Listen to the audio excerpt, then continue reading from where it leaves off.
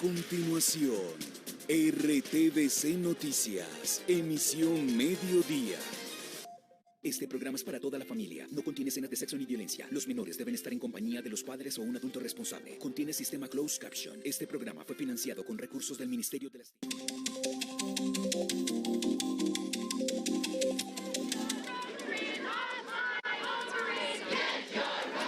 La Corte Suprema de ese país eliminó las protecciones constitucionales para el aborto, vigentes durante casi 50 años, y con ello habilita a cada estado a legislar al respecto. A pocos minutos de conocerse el fallo, Missouri se convirtió en el primer estado en prohibir el aborto y decenas de miles de mujeres, tanto a favor como en contra de la determinación del tribunal, se agolparon a las afueras del recinto en Washington para manifestarse sobre la decisión.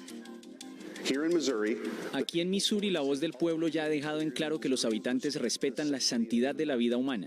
Creemos que sin la protección explícita del derecho a la vida, todas las libertades están bajo ataque, por lo que no se puede exagerar la importancia de este día. Me siento honrado de ser parte de esto y de ser el primer fiscal general del país en poner fin al aborto de manera efectiva.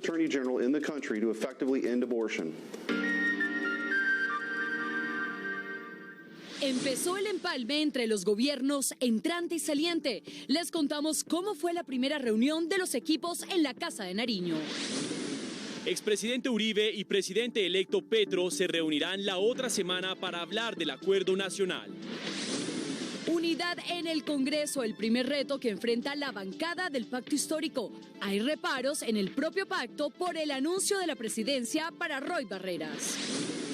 Atención, confirman 3 casos de la viruela del mono en Colombia. El Instituto Nacional de Salud explica los riesgos de este virus y la forma de contagio.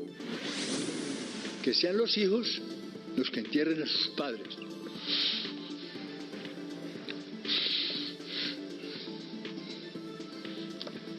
Pero no nosotros.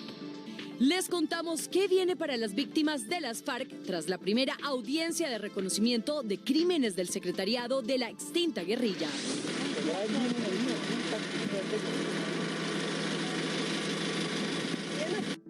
Nevó en Bogotá. En el páramo de Sumapaz cayó nieve. Es la primera vez que ocurre. ¿Por qué se presenta el fenómeno climático? Expertos nos explican. Inició el plan Éxodo del puente festivo del Sagrado Corazón. Autoridades esperan que 4 millones de vehículos se movilicen por las carreteras del país. En deportes, Valledupar recibe la llama olímpica y así se dará inicio a los Juegos Bolivarianos, en los que Colombia ya suma 4 medallas. Y en cultura, el frailejón Ernesto Pérez lanzó álbum musical. El trabajo tiene una canción dedicada a los papás. Además de la canción que mucha gente ya... Bienvenidos a RTVC Noticias. Desde las 10 de la mañana, las comisiones de empalme del gobierno del presidente Duque y del presidente electo Gustavo Petro sostienen el primer encuentro para conocer la situación actual del país. Según lo informado, el plan del día es definir la logística que va a regir el proceso, que empezará en forma la siguiente semana. Pendiente del encuentro ha estado el periodista John López. John, muy buenas tardes. Cuéntenos qué ha pasado.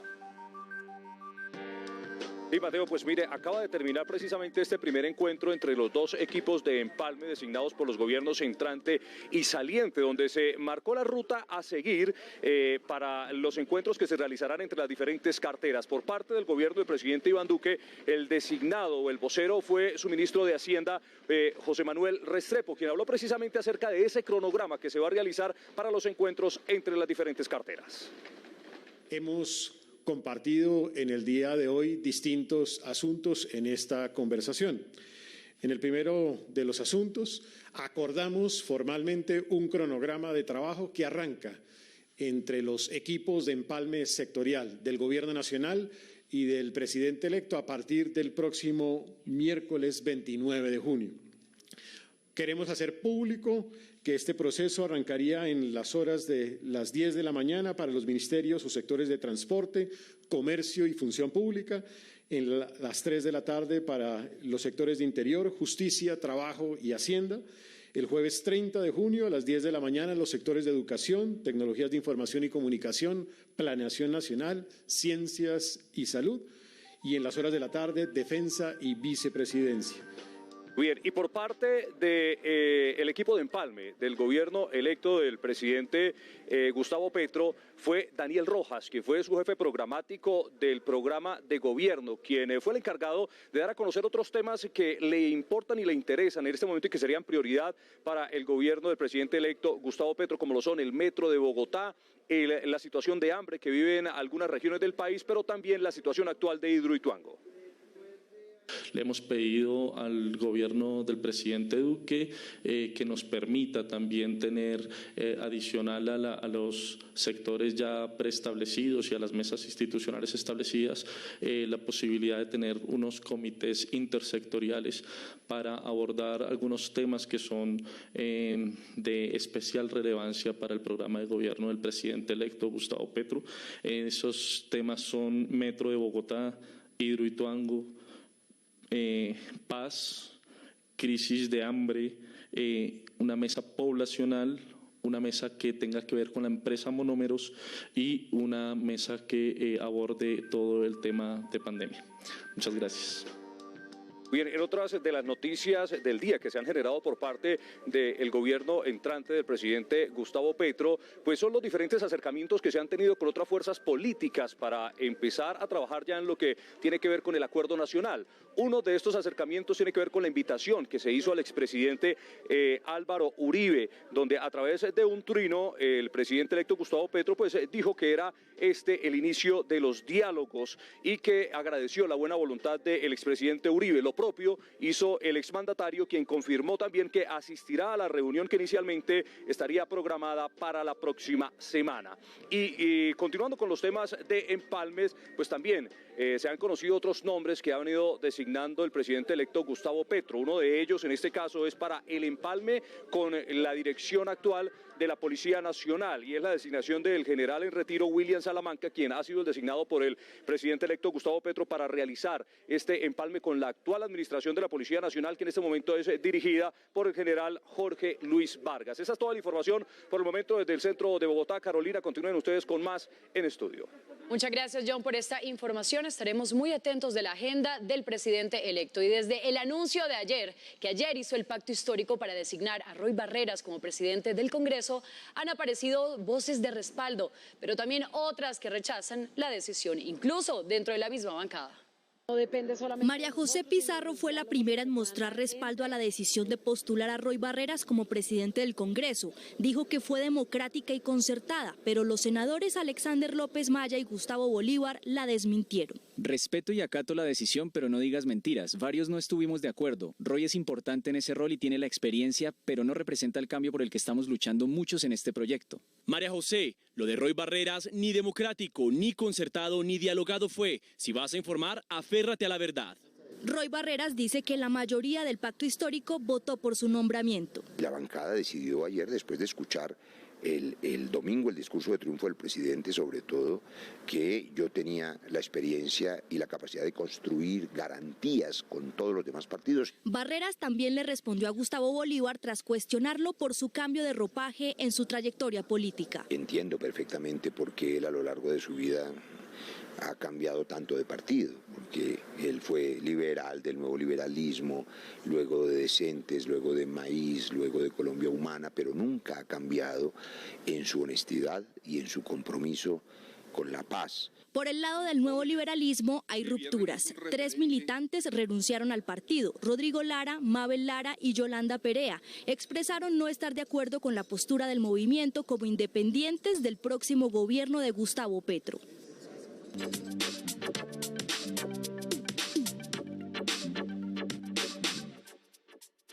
La otra noticia que concentra la atención de los colombianos es la confirmación de casos de viruela del mono en nuestro país. El Ministerio de Salud junto con el Instituto Nacional dieron a conocer que después de análisis y pruebas médicas hay 3 casos en nuestro país. Los primeros 2 casos fueron reportados en adultos de nacionalidad colombiana en Bogotá, con antecedentes de viajes a Europa. Tras la toma de muestras dieron positivo para el virus de la viruela del mono. Y el tercer caso identificado fue un joven en Medellín. Según el Ministerio de Salud, los pacientes afectados se encuentran en aislamiento. Precisamente nos encontramos a esta hora con Franklin Prieto, él es director de Vigilancia en Salud Pública del Instituto Nacional de Salud, para hablar sobre este virus. Bienvenido a RTVC Noticias, doctor. Muy buenas tardes, Mateo, Carolina y a toda su audiencia. Doc, cuéntenos antes que nada, ¿cómo se contagia este virus? Este es un virus que se contagia por el contacto estrecho. De hecho, gran parte de la investigación que ha arrojado los más de 3.500 casos alrededor del mundo es que las personas cuando tienen relaciones sexuales, por ejemplo, y al contactar piel sana con piel que está afectada por el virus de la viruela símica, se facilita su transmisión. Sin embargo, no se descarta que el intercambio de fluidos y que la transmisión respiratoria tengan cierto rol en la transmisión. Doctor, ¿qué síntomas produce esta enfermedad? Creo que para hacerlo muy simple y que no nos quedemos en detalles, hay 3 elementos claves cuando estamos pensando en un caso. Lo primero es que estamos hablando de un antecedente de viaje o haber tenido también una historia de contacto estrecho con una persona que proviene del exterior, específicamente de Canadá, Estados Unidos y Europa. Lo segundo es que la mayoría de los casos todavía están centradas en población productiva de 20 a 40 años, especialmente hombres. Y lo tercero es que el cuadro clínico se asemeja mucho a una varicela a la que solemos estar expuestos. La varicela es una enfermedad que produce un brote en la piel que se manifiesta en ampollas. La diferencia con la viruela símica es que estas ampollas después progresan a tener pus y después progresan a tener costras. Esa es como la gran diferencia en el escenario. Sin embargo, no olviden, tenemos varicela. Los niños sufren varicela, no sufren de viruela símica en este momento. Bien, doctor, ¿y las personas contagiadas qué deben hacer? ¿Cuál es el tratamiento?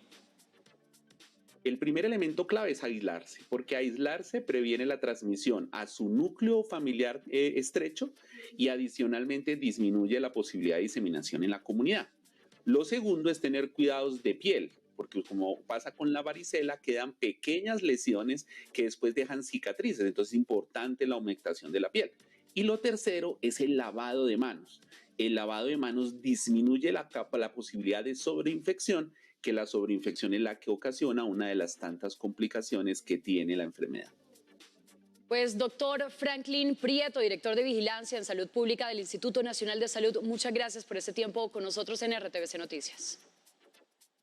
Muchas gracias a ustedes y recuerden el mensaje del Ministerio de Salud y Protección Social. No estamos todavía para estar en una alerta, pero es necesario que identifiquemos nuestro riesgo basado en nuestros viajes, en nuestros contactos y en nuestro cuadro clínico.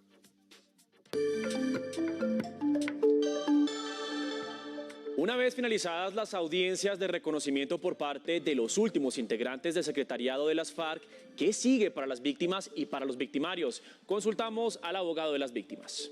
Se verían enfrentados a un proceso adversarial en el marco de la JEP, que es un proceso muy similar al que enfrenta un ciudadano normal cuando la Fiscalía General de la Nación lo está investigando, y se podrían ver abocados si el Tribunal para la Paz, sin reconocimiento, los haya culpables a una pena de hasta 20 años de prisión. Los testimonios de las familias son desgarradores. Las audiencias sirvieron para que quedara en evidencia un delito por el que estas personas reclaman justicia, la desaparición forzada. Yo le estoy clamando con mi voz de padre. Deme esa oportunidad de irme de este mundo.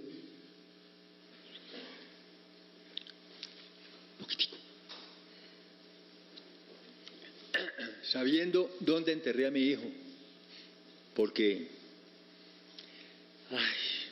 es una ley natural que sean los hijos los que entierren a sus padres.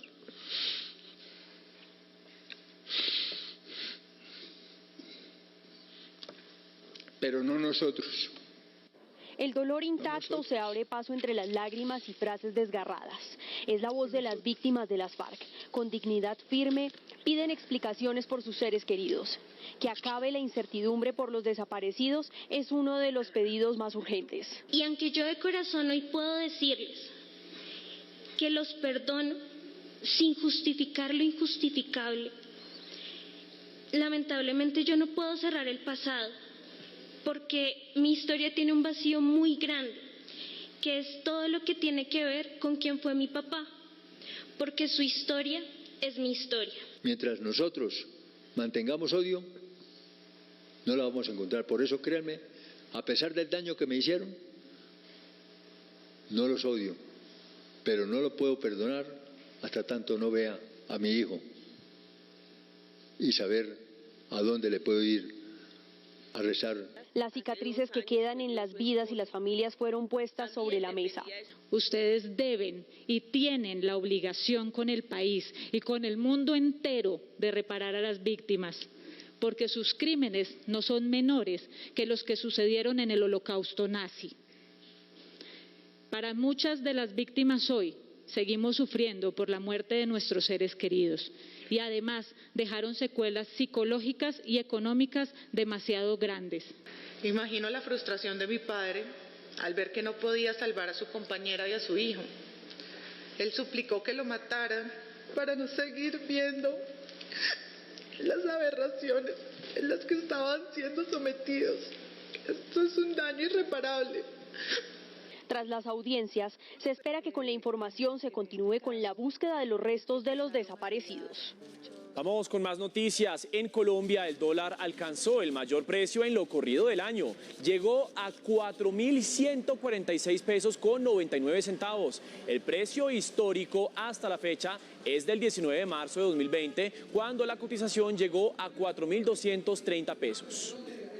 Los pobladores de Sumapaz, el páramo ubicado al sur de Bogotá, que toma su nombre del páramo más grande del mundo, reportaron que en la zona rural nevó, un fenómeno que no ocurría desde hace décadas.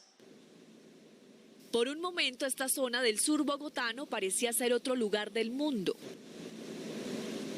Algunos conductores que transitaban en la zona se vieron obligados a detener su recorrido porque el parabrisas estaba cubierto de hielo. Pudimos apreciar un fenómeno natural que realmente, pues, desde el 91, si no estoy mal, había habido una nevada tal vez igual o mucho más grande, pero en este año y en este tiempo, pues, Sumapaz nos ha tenido una sorpresa muy bonita. Por su parte, el IDEAM confirmó que nevó en el sector. Es una buena noticia en el sentido de que estamos recuperando, digamos, las condiciones naturales propias del sitio, del páramo. Es una zona de páramo y allí esperamos que haya precipitaciones de ese tipo para que haya depósito de agua. En septiembre y octubre podría repetir este fenómeno, pues en estos meses ya estará vigente la segunda temporada de lluvias en el país. Comienza el puente de San Juan y como las autoridades de tránsito esperan que unos 4 millones de vehículos usen las vías del país para viajar a los tradicionales destinos de descanso, Lizeth Martínez nos tiene el reporte de las precauciones, el dispositivo de seguridad y también las novedades del llamado Plan Éxodo. Lizeth, muy buenas tardes. Mateo, muy buenas tardes, así es, los saludo a esta hora desde el sur de la capital, en donde a esta hora se registra un alto flujo vehicular. Precisamente las autoridades de tránsito anunciaron que fueron desplegados por lo menos 5.900 uniformados en por lo menos 110 puntos de la capital para garantizar la seguridad de estas personas que se van a movilizar durante este puente. Además, recordemos que el total se espera que se muevan 4.059.095 vehículos por paso peaje, por lo menos 1.395.482 pasajeros que se movilicen desde las diferentes terminales terrestres y también 499.641 pasajeros desde los puertos aéreos. Escuchemos lo que dicen desde la Dirección de Tránsito y Transporte. Se estima que a nivel nacional se movilizarán más de 4.059.000 vehículos paso a peaje de acuerdo a referente a años anteriores. Asimismo, en la ciudad capital se estiman más de 717.000 vehículos que ingresarán y saldrán a Bogotá. Para el departamento de Cundinamarca se estima un aproximado de 1.211.000 vehículos por los diferentes corredores viales del departamento. Una de las recomendaciones que entregan las autoridades es que las personas, una vez estén en las vías o antes de emprender el viaje, pues consulten el numeral 767 para conocer el estado real de las vías. Adicionalmente, también recordemos que para este fin de semana habrán algunas restricciones para vehículos de carga, que recordemos, para este viernes entrarán desde las 4 de la tarde hasta las 11 de la noche, el sábado desde las 6 de la mañana hasta las 12 del mediodía, el domingo no tendrán restricciones y el lunes festivo tendrán restricciones restricción desde las 10 de la mañana hasta las 11 de la noche. Nosotros estaremos muy pendientes de cómo avance la movilidad durante este puente, desde el sur de Bogotá. Licen Martínez, RTVC Noticias, conectados 24/7. Conectados 24/7, muchas gracias, Lisset. Y en el resto de las regiones ya están vigentes operativos de control que garanticen la seguridad en las vías este festivo. Más información en el siguiente panorama. En Antioquia, unos 200.000 viajeros han entrado y salido por las dos terminales de transportes. A pesar de la temporada de invierno, los transportadores esperan que el flujo de pasajeros aumente en esta temporada de vacaciones. Los destinos más visitados son el oriente y el occidente de Antioquia. Son cerca de 250.000 vehículos que durante este fin de semana se movilizarán por los diferentes ejes viales del Valle del Cauca. Esto a propósito de la serie de festividades que hay en algunos de los municipios, como en Tuluá, la fiesta popular, en el municipio de Versalles, la fiesta de la neblina, y en la localidad de Ginebra, donde se celebra el Festival de Mono Núñez en la versión número 48. Para eso, la Secretaría de Movilidad del Valle del Cauca, a través de los agentes de tránsito, tiene dispuesto una serie de estrategias de seguridad vial, y esto va acompañado, por supuesto, por integrantes de la Policía de Carreteras. Inicia Plan Éxodo en el departamento de Santander y en el área metropolitana de Bucaramanga. Se espera que hoy viernes transiten alrededor de 20.000 vehículos entrando y saliendo por los 4 corredores viales que tiene la capital de Santander. Por otra parte, habrá 6 puestos de control distribuidos también con más de 150 hombres de la Policía de Tránsito y Transporte.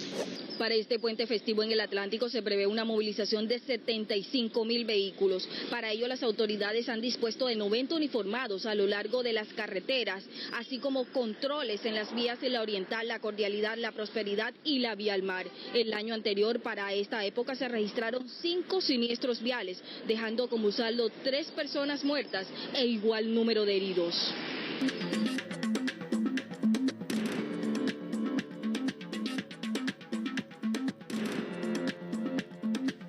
Retomamos la noticia internacional del día. La Corte Suprema de Justicia de Estados Unidos puso fin a una sentencia que durante casi medio siglo garantizó el derecho de las mujeres al aborto. El Tribunal Supremo dio así libertad a los 50 estados del país norteamericano de prohibir el aborto en su territorio. Y de nuevo, la Corte Suprema de Estados Unidos vuelca las miradas de millones de mujeres de la Unión Americana sobre ella. Y todo porque con una decisión trunca las casi 5 décadas de protecciones constitucionales para el ejercicio del aborto a escala nacional. Un borrador del juez Samuel Alito, que hace más de un mes indicaba que el tribunal preparaba ese trascendental viraje, fue apenas abrebocas del fallo que consigue una suerte de viaje en el tiempo de la legislación americana. Porque la decisión disuelve la jurisprudencia amasada por tantos años a partir de la sentencia Roe vs. Wade de 1973 y devuelve a los Estados Unidos a la situación cuando cada estado era libre de autorizarlas o no. Para el momento de la filtración del borrador, que hoy es una decisión de facto, producto de la presión conservadora y respaldada por el expresidente Donald Trump, la abogada que defendió en 1973 el histórico caso del aborto anticipaba el escenario que ocurrirá a partir de ahora. Va a costar mucho más para las personas que no tienen buena atención médica o solo para los pobres. No pueden ir a otro estado. Así las cosas, los 50 estados quedan en libertad de prohibir las interrupciones del embarazo en su territorio jurisdiccional y se anticipa que la mitad de ellos lo haga. Con este parteaguas y a partir de ya, Estados Unidos será un heterogéneo y matizado territorio de luces verdes y rojas para practicarse el aborto. Y seguimos en Estados Unidos. Un día después de que la Corte Suprema reafirmó el derecho al porte de armas de fuego en público, el Senado avanzó un proyecto de ley contra la violencia armada al aprobar nuevas restricciones. El proyecto de ley promovido por los 2 partidos podría ser aprobado hoy mismo.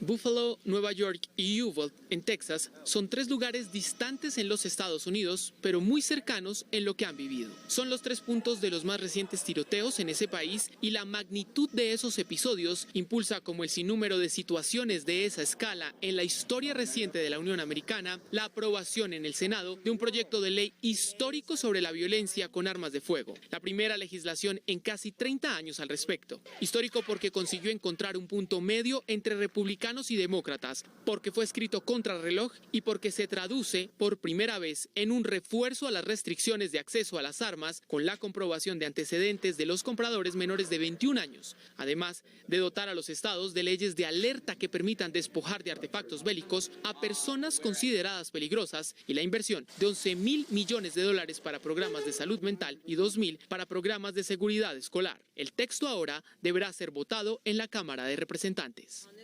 Y las fuerzas ucranianas se retirarán de Severodonetsk tras semanas de una feroz ofensiva de las tropas rusas, que dejó a esta estratégica ciudad reducida a escombros. Los líderes de los países de la Unión Europea acordaron aunar esfuerzos para reducir su dependencia energética de Rusia. Ucrania ha aprendido todo tipo de lecciones en los 121 días de la guerra exportada por Moscú al kilometraje cuadrado de su suelo. Una de ellas es la de retirarse incluso de lo que es suyo. Fueron semanas de una férrea resistencia por Severodonetsk, la urbe clave para el músculo militar ruso en su dictada meta de control total del este de su vecina. Las fuerzas ucranianas recibieron la orden de replegarse y ceder, habilitando a los camuflados rusos casi el dominio del Donbass. Y de ahí la sensación en sus rincones. No hay ningún lugar, ninguna ciudad en la región de Donetsk donde sea seguro. Un revés que empata con el alcance del estatus de candidata a la Unión Europea. Se reconoce que Ucrania no es un puente, ni una almohada entre Occidente y Rusia, ni un amortiguador entre Europa y Asia, ni una esfera de influencia. Mientras Rusia asegura que el nuevo estatus de Ucrania no supone riesgo, por segundo día, líderes del bloque geopolítico se concentraron sobre la guerra, acusando a Moscú de usar la reducción del suministro de gas como arma, cuando Berlín, en plena cumbre de seguridad alimentaria, da una lectura similar. Rusia comenzó esta guerra por ninguna razón y usa deliberadamente el hambre como arma de guerra, tomando a todo el mundo como rehén. Entre los apoyos y las ofensivas, este suelo sigue siendo el de las lecciones aprendidas.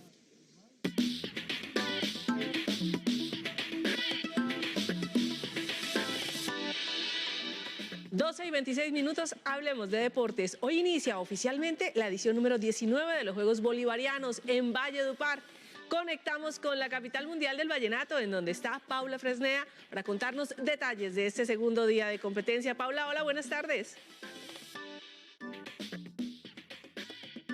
Compañeros, muy buenas tardes, ¿cómo están? Los saludamos desde el monumento a la Cacica Araujo. A esta hora tenemos que actualizar el medallero porque Colombia acaba de ganar 2 nuevas preseas. Hablamos de Walter Vargas y de Rodrigo Contreras, que lograron oro y plata en la prueba contrarreloj individual en el ciclismo de ruta masculino. Entonces Colombia suma 2 medallas más en estos Juegos Bolivarianos, que por supuesto tendrán su inauguración el día de hoy y les tendremos todos los detalles en la emisión central del noticiero. Pero también hay que hablar de un tema importante para la delegación colombiana, pues a esta hora el Comité Olímpico Colombiano, en cabeza de Ciro Solano, acaba de recibir una carta de parte de la Federación Colombiana de Atletismo y de su presidente Félix Marrugo, anunciando que Anthony Zambrano no participará en estos Juegos Bolivarianos, y recordemos que era una ficha importantísima para la delegación colombiana, por supuesto, por lo que ha hecho en los 400 metros planos.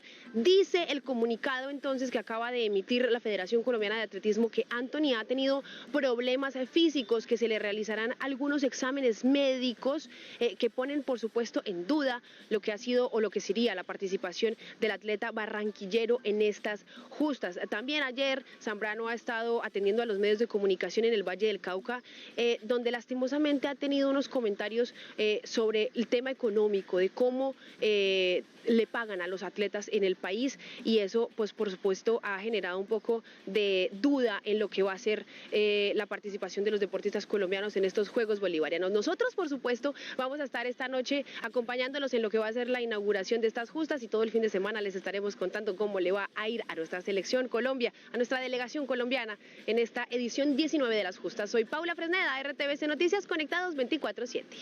Paula, muchísimas gracias. Seguimos atentos de todos nuestros atletas. Nos volvemos a encontrar con esta información a las 7 de la noche.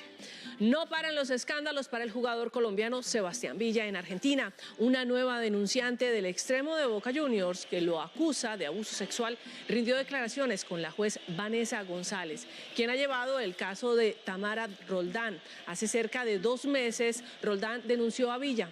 El colombiano tendrá indagatoria el próximo jueves 30 de junio. Luego de tener un acuerdo de palabra con River Plate, todo indica que Miguel Ángel Borja no iría al fútbol argentino. Según las versiones cercanas al jugador, Palmeiras de Brasil, dueño del 50% de su pase, quiere que la compra del delantero se efectúe por un valor entre los 8 y los 10 millones de dólares, pero el club millonario no está dispuesto a pagar esa cifra. Por el momento, Borja, que anotó 10 goles en la Liga Colombiana, empezaría pretemporada con Junior de Barranquilla. Hasta acá, la actualidad deportiva.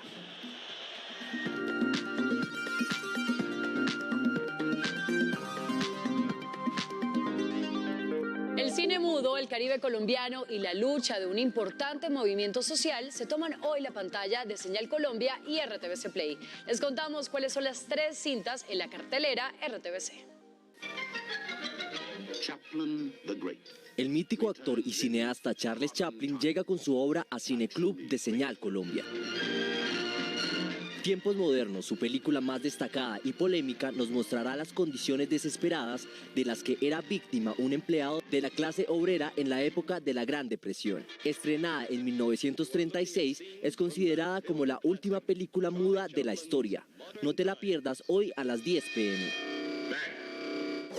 Conoce una historia muy colombiana en Sí fue Gol de Yepes, la nueva miniserie que nos contará la aventura de un apasionado del Junior de Barranquilla, que intentará cumplir un sueño de aficionado mientras celebra su luna de miel en un viaje por las carreteras de Colombia. Cargada de paisajes y elementos de identidad caribe, la producción estrena hoy a las 8:30 p.m. En el mes del orgullo LGBTIQ, nuestra plataforma RTVC Play estrena un documental aclamado por la crítica nacional. Se trata de Les Otres, una producción que mostrará la lucha de la comunidad por conseguir sus derechos en un camino lleno de adversidades, amenazas y logros inimaginables. Las historias de sus protagonistas nos desvelarán vía streaming la evolución de un potente movimiento social. Era una persecución total. Los homosexuales existimos, estamos aquí. RTVC Noticias del Mediodía.